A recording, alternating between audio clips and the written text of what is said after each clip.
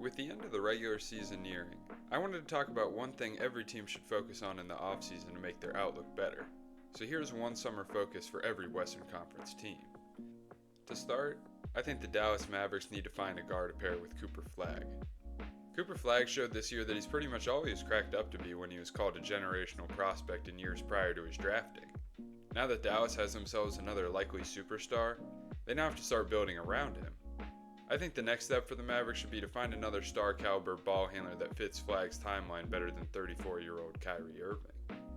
After a 5-15 stretch, the Mavs now have the 6th best lottery odds for the draft this June, so it's possible that they could find their sidekick for Coop with their last pick that they control until 2031.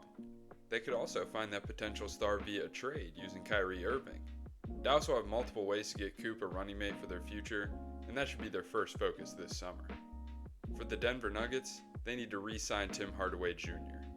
Hardaway has been a fantastic pickup for the Nuggets this past offseason, bringing some much-needed bench shooting to the Nuggets, who also isn't afraid to take big shots. After signing on a veteran minimum contract last summer, Hardaway has been one of the best bench players in the league this season, averaging 14 points per game on a career-best 63% true shooting. It also seems that he's putting more effort into defending than ever before as well. He may not want to sign another veteran minimum to stay in Denver given the season that he's had, but the Nuggets have to find a way to keep him in Colorado because he's such a valuable player for their team and is a perfect fit alongside Nikola Jokic. With the Nuggets most likely being priced out of re-signing Peyton Watson due to his breakout season, they have to keep at least one of their great bench players, and Hardaway should be a lot easier to retain. For the Golden State Warriors, I think they need to re-sign DeAnthony Melton. In the summer of 2024, Melton signed a one-year $13 million deal with the Warriors. Unfortunately for him and the Warriors, he missed almost all of last season after tearing his ACL just 6 games into the season. This summer, he signed a 2-year veteran minimum deal with a player option for the second year, essentially a prove-it deal for a role player, and after returning a quarter of the way into the season, he's looked pretty good, and still just as athletic as ever. He's a bit of a Swiss Army knife as a guard, able to score, pass, and most of all defend very well. He's averaging an inefficient 13 points per game, but I wouldn't expect his efficiency struggles to persist in future years, as it's mostly because he's shooting 28% on 5 3-point attempts per game. I don't expect this to continue because he was a 37% shooter from deep on over 4 attempts per game over the first 7 seasons of his career. He will almost certainly decline his player option this summer in pursuit of a more fair contract for the value he brings to the court, and the Warriors must find a way to retain him with a new contract, because he's a really nice role player to have. For the Houston Rockets, I think they need to re-sign Tari Eason. Eason is one of the best wing defenders in the NBA and has been a huge part of the Rockets gaining an identity over the last couple of years. The fact that Houston can bring a guy as good as him off the bench when they're healthy is a big advantage, especially when you add in his rebounding ability, pulling down 9 boards per 36 minutes. Tari went through the first half of the season as one of the best 3-point shooters in the NBA, making 45% of his threes on over 4 attempts per game. Unfortunately for both Houston and Tari, he's gone through one of the worst cold stretches I can remember from a player, going 7 straight games without hitting a 3, where he missed 21 straight shots from deep. What has been tough to sit through for Rockets fans, this stretch has almost certainly brought down the price of what Tari will be making on his new contract, giving the Rockets a much better chance of retaining him this offseason. For the Clippers, they need to focus on not overpaying Benedict Mathurin. The Clippers seem to have had a great trade deadline this year, getting younger but also still remaining talented. One of the talented players that they acquired was Benedict Mathurin, who has gotten more opportunity on the Clippers than on the Pacers. Mathurin has averaged 20 points per game with LA, but he's done so on subpar efficiency and hasn't really impacted the game much outside of that. He's been especially bad as a 3-point shooter, making just 20% of his threes as a Clipper. While this is certainly an aberration, he has been a below average 3-point shooter over the course of his career, which is obviously not a good thing for a shooting guard. He's also been heavily carried by his free throw attempts as a Clipper, owning a free throw attempted rate a whopping 16% higher than the best foul drawing guard in the NBA and SGA. This should cause a lot of concern for LA, considering Mathurin has a below average true shooting percentage as a Clipper, despite having a whistle that won't last. Guards who only focus on scoring and aren't that good at it have really struggled to get good contracts in recent years, most notably Cam Thomas last year, who only got a $6 million contract and then was released by the Nets and Bucks this season. The Clippers should take note of this and make sure they don't overpay Mathurin when he's a restricted free agent this offseason. If they can keep him on a more manageable contract, I'd be completely fine with them keeping him. But if he's asking for anything over $20 million a year, then I would be very hesitant to give it to him. For the Los Angeles Lakers, I think they should sign and trade Austin Reeves. Reeves is a very talented player, but I just don't think that he fits well with Luka long term, because they're both negative defenders and neither are athletic, so it's really hard to imagine that they'd be able to be a championship caliber 1-2 punch with those deficiencies.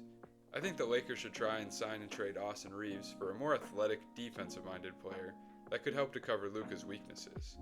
It would be tough to say goodbye to a homegrown player who loves playing for the team so much, but I'm worried that if they keep the Luka and Austin duo together for the future, they'd just be pigeonholed as a great offensive and bad defensive team for the foreseeable future. For the Memphis Grizzlies, I think they should trade Ja Morant.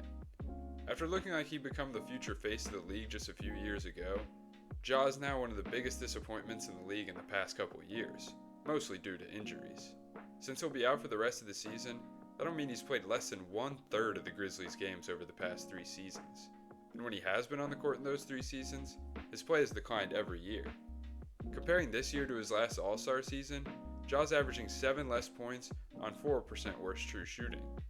He's one of the worst defenders in the league and one of the worst volume shooters in the league, especially from deep, as he only hits 23% of his more than 4 attempts per game. He really doesn't fit with the team's new organizational focuses on youth and defense, so I think the Grizz should try to trade him in the offseason, so long as they don't have to give up assets to do it. You don't need a tremendous return or anything, just anything back for him would be nice at this point. For the Minnesota Timberwolves, I think they need to find a true point guard in the offseason. Since Mike Conley fell off this season, the Wolves have struggled more with getting their offense sorted and getting good shots set up. I think the Wolves should try to find themselves a reliable, solid starting caliber point guard that'll help them to get their offense organized and to be able to orchestrate the offense. This doesn't need to be a star caliber guy or anything, but a Fred VanVleet or Drew Holiday type of guy would do this team wonders, as a guy who has deep playoff experience and can help take some of the load off of Anthony Edwards offensively and help the team get easier shots as a whole. I think that would be a huge help for the Wolves and would push them more towards being title contenders. For the OKC Thunder, they need to extend Cason Wallace. Wallace has been a tremendous bench piece for the Thunder during their reign as the league's best team this last year and a half, and he's shown this year that he's capable of creating more for himself on offense, if ever needed in a pinch.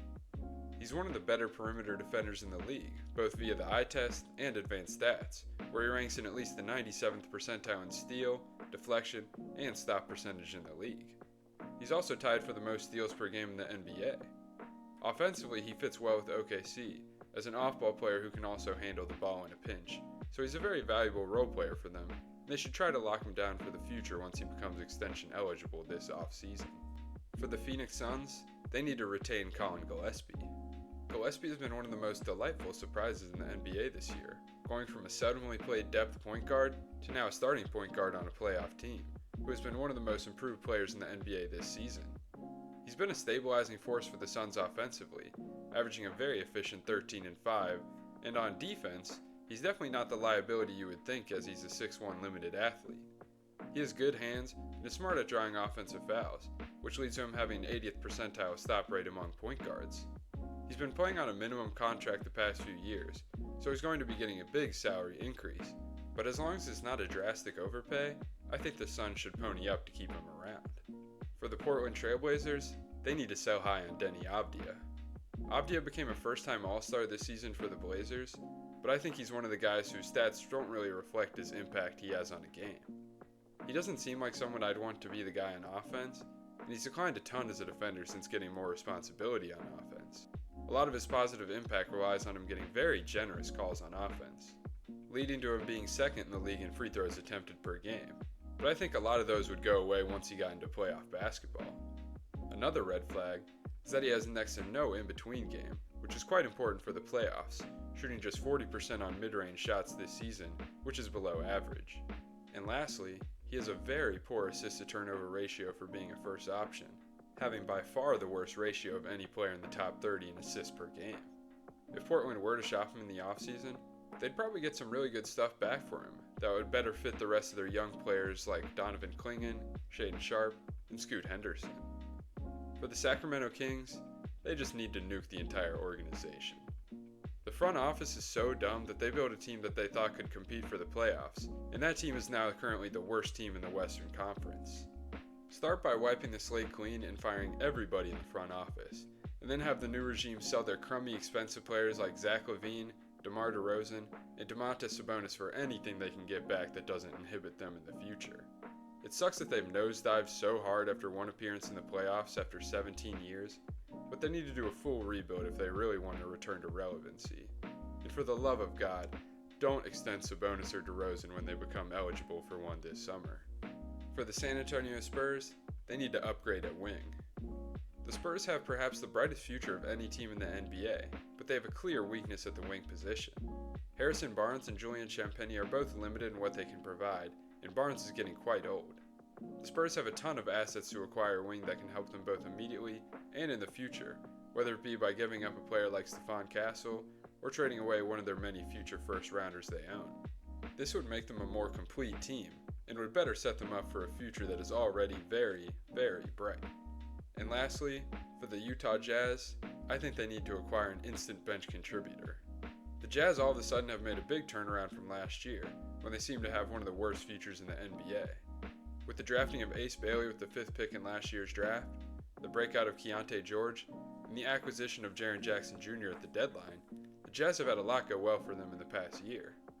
Once next season starts, they'll have a solidified starting 5, but they don't have great depth. They should have a great opportunity to partially remedy that problem with their first-round pick this year. Their pick should convey, as they currently have a higher than 99% chance of staying in the top 8 if they remain with the 5th best odds, which would have them keeping their pick instead of sending it to the OKC Thunder. If they miss out on one of the top 4 prospects like they are likely to, they should go after 2 players specifically in my opinion.